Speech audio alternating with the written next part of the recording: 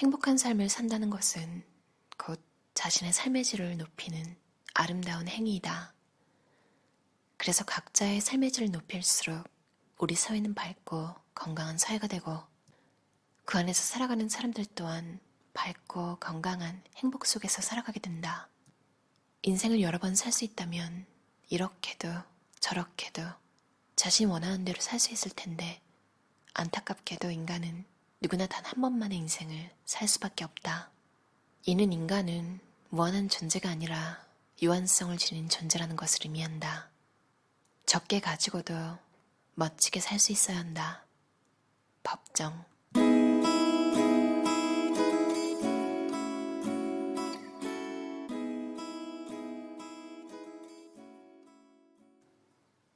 적게 가지고도 멋지게 살아가기.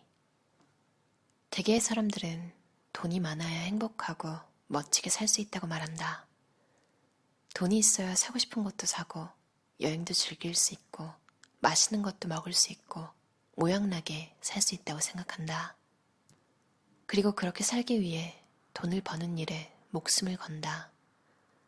이런 생각이 지나치다 보니 사람들 중엔 해서는 안 될 일을 거리낌 없이 하고 남의 가슴에 상처 주는 일도 마다하지 않는다. 이는 행복하고 멋지게 살기 위한 일이 아니다. 단지 부도덕하고 그릇된 일이다. 정말로 잘 사는 사람들은 돈이 많고 적음을 가리지 않는다. 적은 것을 가지고도 아무런 불평 없이 자신을 즐겁게 하고 행복하게 살아간다. 자신에게 주어진 것에 감사하며 자신의 삶을 맞추어 살기 때문이다. 하지만 많은 것을 갖고도 불행하다고 여기는 사람들은 더 많은 돈이 쌓인다고 해도 여전히 불행하고 멋진 삶을 살지 못한다고 불평한다. 욕심에 자신을 맞추기 때문이다. 그렇다. 욕심은 끝이 없다. 그래서 욕심으로는 절대 행복하고 멋지게 살 수 없는 것이다. 소욕지족이라는 말이 있다. 이는 적은 것에 만족하며 사는 삶을 뜻하는 말로 이런 삶이야말로 적은 것으로도 감사해야 하며 얼마든지 행복할 수 있다.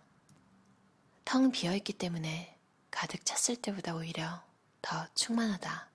법정. 비어있으므로 더 충만하다. 구름 한 점 없이 맑다. 푸르다. 고요하다.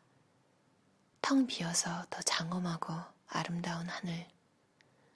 새들이 꽃처럼 날개를 활짝 펴고 물이 지어 날아간다. 비어서 더 엄숙하고 고고한 하늘. 이는 나의 허공이라는 시다. 어느 가을날 하늘을 쳐다보는데 구름 한 점 없이 높고 푸르렀다. 마치 텅 빈 거대한 공간과도 같았다. 그런데 갑자기 마음이 충만해졌다. 그 감정은 뭐하라 표현할 말이 없을 정도로 뿌듯했다. 나는 그때 알았다. 비었다는 것은 허가 아니라 충만함이라는 것을. 무엇이든 채우려고 하는 사람은 오히려 그로 인해 공허감을 느끼게 된다. 비움의 충만함을 모르기 때문이다. 채우려는 욕망으로 심신이 괴로울 땐 자신의 마음을 비워야 한다. 그렇지 않으면 그로 인해 고통에 시달리게 될 것이다. 비우는 자만이 채움의 진정한 기쁨을 한다. 비움은 곧 채움이다. 행복은 늘 단순한 것에 있다. 창호지를 바르면서 아무 방해받지 않고 창에 오후의 햇살이 비춰질 때 얼마나 아늑하고 좋은가. 이것이 행복의 조건이다. 법정. 행복을 찾는 일을 단순화시키기. 문예 창작을 강의할 때 일이다. 수강생들의 나이는 30대에서부터 60대까지 다양했다. 나이와 세대를 초월해서 글쓰기라는 공통분모는 그들을 행복을 이끌었다. 그때 내가 행복할 때라는 주제로 돌아가면서 이야기를 하게 했다. 첫 번째 수강생은 가족들에게 맛있는 것을 해주고 맛있게 먹을 때라고 하고, 두 번째 수강생은 일주일에 한 번씩 보육원에서 봉사할 때라고 하고, 세 번째 수강생은 하고 싶었던 문예창작을 공부할 때라고 하고, 네 번째 수강생은 남편과 일주일에 한두 번씩 테니스 할 때라고 하고, 다섯 번째 수강생은 아침에 가족들이 다 나간 뒤 혼자 음악을 들으며 차를 마실 때라고 하고, 6번째 수강생은 일주일에 한 번씩 산악회 회원들과 산행을 할 때라고 했다. 그 밖에 회원들도 다들 비슷했다. 그들은 아주 평범한 사람들이었고 자신들을 행복하게 하는 건 역시 아주 단순하고 평범한 것이었다. 법정 스님은 창호지를 바르면서 조용히 햇살이 비춰질 때와 같이 단순한 일에서 행복감을 느낀다고 말한다. 그렇다. 행복을 찾는 일을 단순화시켜라. 단순한 것에서 행복을 느끼는 사람일수록 더 많은 행복을 느끼게 된다. 큰 일에서 행복을 찾는다는 것은 행복으로부터 자신을 멀어지게 하는 일이다. 단순한 것에서 행복을 찾을 때 그만큼 더 많은 행복을 느끼게 된다. 좋은 일이든 굳은 일이든 우리가 겪는 것은 모두가 한때일 뿐이다. 법정. 인생을 살다 보면 기쁜 날도 있고 슬픈 날도 있고 좋은 날도 있고 언짢은 날도 있고 풍족한 날도 있고 주머니가 빈곤한 날도 있고 만족스러운 날도 있고 불만족스러운 날도 있고 세상을 다 가진 듯한 날도 있고 세상에서 자신만이 가장 비참한 사람이라는 생각이 드는 날도 있다. 이렇듯 희비가 교차하는 것이 인생이다. 우리는 누구나 이러한 인생의 사이클 안에서 살아간다. 이를 피해갈 사람은 아무도 없다. 그런데 어떤 사람은 이를 잘 받아들여 살아가는데 어떤 사람은 이를 힘겨워하며 불평불만을 늘어놓곤 한다. 인생을 살다 보면 좋은 일이든 굳은 일이든 다 겪지만 모두가 한때다. 삶은 극복하지 못할 시련을 주지 않는다. 힘들어도 끝까지 맞서면 시련은 더 이상 버티지 못하고 안녕을 고하며 저 멀리 사라져간다. 시련에 절대 지지 마라. 반드시 이겨서 자신에게 주어진 인생의 몫을 마음껏 누려야 한다. 인생에 좋은 날만 있다면 감사함을 모를 것이다. 굳은 일이 있기에 감사하며 사는 것이다. 좋은 일, 굳은 일은 다 나를 위한 일이라고 생각한다. 자신을 삶의 변두리가 아닌 중심에 두면 어떤 환경이나 상황에도 크게 흔들림이 없을 것이다. 법정. 자신의 일을 즐겁게 하며 행복하게 사는 사람들에게는 공통점이 있다. 자신이 하는 일에 자부심이 대단하고 자신감이 충만하다. 그러다 보니 주저함이 없고 막힘이 없다. 이런 마음은 매사를 긍정적으로 바라보게 하고 그 어떤 일도 흔들리거나 두려움 없이 하게 한다. 자신의 인생을 잘 살기 위해서는 자신을 삶의 중심에 둬야 한다. 그렇게 되면 강한 책임감이 따르게 되고 주체의식이 강해진다. 이에 대해 시인이자 사상가인 랠프 월더 에머슨은 이렇게 말했다.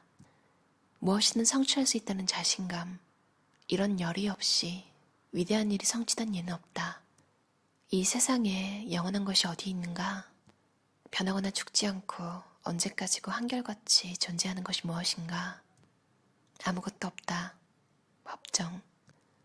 자신에게 주어진 생명의 마지막 시간까지 사람답게 최선의 삶을 살면 된다. 그것이 창조주에 대한 경외함이며 스스로에 대한 예의이기 때문이다. 그렇다. 자신에게 주어진 시간대로 잘 사는 것, 그것이 영원한 삶을 사는 아름다운 일인 것이다. 살 때는 삶의 전력을 기울여 뻐근하게 살아야 하고 일단 삶이 닿으면 미련 없이 선뜻 버리고 떠나야 한다. 법정. 어떠셨나요? 김홍림 저자의 법정 행복한 삶이라는 책이었어요. 챕터 하나하나마다 법정 스님의 글귀가 먼저 나와 있고 이제 에세이들이 나열된 책인데요. 문예 창작을 강의하신다고 나왔잖아요, 책에. 수강생들의 나이는 30대부터 60대까지 다양했다. 나이와 세대를 초월해서 글쓰기라는 공동 분모는 그들을 행복으로 이끌었다. 이분들이 행복한 순간을 이야기하는 부분에서 내가 너무 큰 것들을 바라고 그것도 한 개가 아니라 여러 개를 동시에 막 진행하면서 살았구나. 내가 나한테 좀 너무했다. 이런 생각이 들었어요. 가족들한테 맛있는 걸 해주고 맛있게 먹으라고 하고 보육원에서 봉사를 할 때 그리고 하고 싶었던 공부를 할 때, 그리고 혼자 참았을 때, 이것도 되게 귀여운 것 같아요. 가족들이 다 나가고 나서. 그리고 6번째 수강생, 일주일에 한 번씩 산악회. 저도 되게 그런 거에 가입하고 싶거든요. 그러니까 주마다 하는 모임 같은 거. 근데 아직 못 찾았어요. 얼마나 즐거울까요? 매주 그분들이 이미 친구가 됐을 거 아니에요. 아무튼 이걸 읽는데 머리가 띵 하더라고요. 도대체 언제 누군가를 위해서 요리를 해주는지 모르겠고, 헬퍼스 하이라고 하잖아요. 그러니까 누군가를 도우면서 약간 기쁨 이런 걸 느끼는 건데, 그게 사실 엄청난 거더라고요. 제가 얼마 전에 좀 기분이 많이 다운됐을 때 테드톡에서 그런 내용 있는 강의를 듣고 싶은 거예요. 내가 왜 그렇게 인생을 심각하게 생각했지? 원래 안 이랬는데? 아니다. 원래 이랬다가 안 그랬다가 다시 이렇게 됐나? 아무튼 이렇게 단순한 방법이 있는 거예요. 예전에 미니멀리즘 처음 시작했을 때 기쁨 이런 게 막 느껴졌어요. 안 쓰는 물건 같은 게 어떻게든 또 생기잖아요. 선물을 받았을 때도 있고 아예 새 거인 것도 있고 그런 걸 팔아도 되지만 기부하면 기분이 더 좋잖아요. 마침 그 강의를 봤을 때 제가 최근에 집 근처에 레드크로스에서 수거해가는 하얀색 박스 같은 걸 본 거예요. 그게 기억이 나면서 정기적으로 거기에 이제 좋은 물건들, 하지만 내가 안 쓰는 것들 거기다가 넣을 생각하니까 기분이 좋더라고요. 그리고 또 하나, 당장에 밖에 나가면 할 수 있는 방법이 또 생각이 났어요. 한국에도 길거리에서 팔죠. 비기슈. 그냥 그걸 사는 거예요. 되게 쉽죠. 친구랑 가족을 도와도 좋을 것 같고 사회적으로 좀 필요한 일을 해도 괜찮을 것 같아요. 갑자기 그런 쪽으로 머리가 확 열리니까 인생이 되게 풍요롭게 느껴지더라고요. 그리고 또 감사일기도 또 쓰고 진짜 옛날에 유진 씨가 무슨 뷰티 프로그램 한 적 있잖아요. 게리 뷰티. 유진 씨가 책도 냈었는데 거기서 닥터 브로너스가 소개됐었거든요. 닥터 브로너스 물비누나 이렇게 바로 된 비누 아시죠? 제가 최근에 도브로 또 씻다가 도브가 또 지겨워지는 거예요. 계속 이렇게 되는 것 같아요. 하나만 쓰면 지겨워요. 그래서 닥터 브로너스가 갑자기 생각나서 그 물비누를 다시 샀어요. 굉장히 오래전에 그 책 봤을 때 한번 쓰고 이번에 또 처음 산 거예요. 그땐 라벤더 향이었고 이번에는 그냥 하늘 색깔.